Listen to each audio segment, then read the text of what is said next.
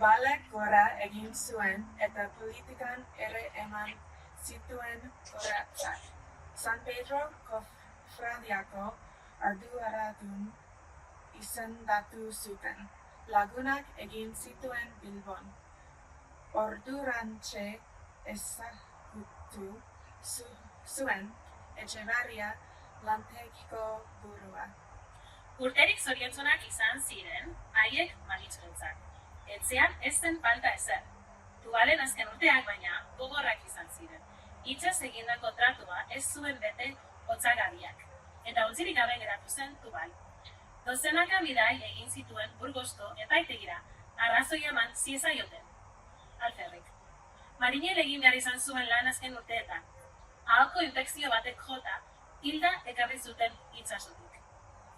Ondo gogoan du Maritxuk bere aita ikusi zueneko azkeneko aldia. Urrutitik egin zion kasu neskatxoari. Eskuekin egin zion keinu aitak, eskuek bata bestearen gainean jarri eta lastan eginez. Maritxuk neuri egin zidan keinu bera, bi eskuek lastanduz. Maite esan nahi du horrek, argitu zidan izebak duela 80 urteko izkerarekin. Nik ez nuen ezagutzen eskuekin egin zuen keinu hura espaldi galdutako kenua izan behar zen.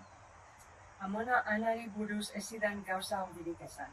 Langilea zela eta horrek hil zuela, nekearen nekez gaixotu zitzaiula gorputza.